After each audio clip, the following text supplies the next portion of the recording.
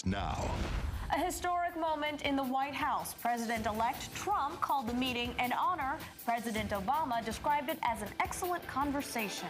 Plus, more on that breaking news from Texas City. A grim discovery in the search for a missing Baytown 16-year-old.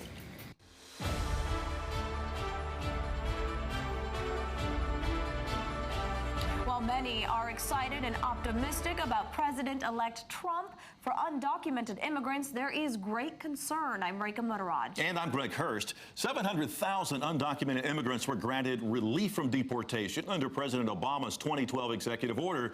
Now, some of them fear that dream could be snatched away during a Donald Trump administration. Drew Caritas joins us live with more on advice a local immigration attorney is offering. Drew. Well, Reka, nearly 200,000 of these so-called dreamers live right here in Texas. Whatever your opinion on this may be, you can probably understand why so many people are so worried. The man who's been elected to be our next president has publicly said that they have to go. The question that hasn't been answered, is it possible for him to do that?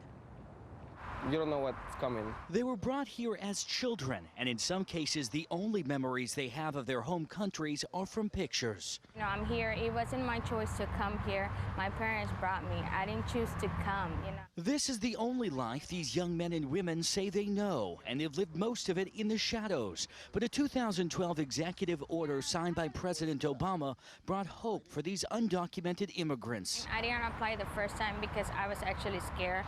You know, you come out of the shadows, you don't know what's going to happen. She wasn't the only one nervous about having her name on a government list and what could happen down the road. But the promise of immunity from deportation and a work permit was tough for many to pass up. It opened a lot of new doors to me.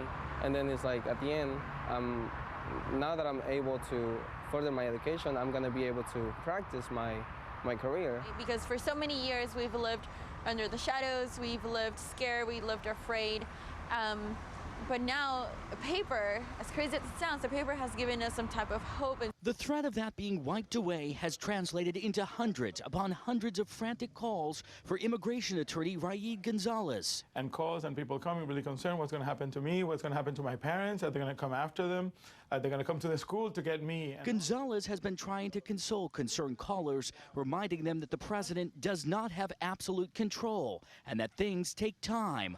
But he admits that the future of these young men and women in America is uncertain. It's like everything is up for grabs. We don't know what the future will bring. Regardless of what happens, don't be afraid. We've already shared our stories. We've already put ourselves out there in the community. They know we're here. We are part of society. We are Americans. And Trump has promised to cancel every executive action signed by President Obama. And those you just heard from worry that Republican control of the Congress could help pass all of Trump's proposals. We're live near downtown Houston. Drew Caritas, KHOU 11 News. Drew,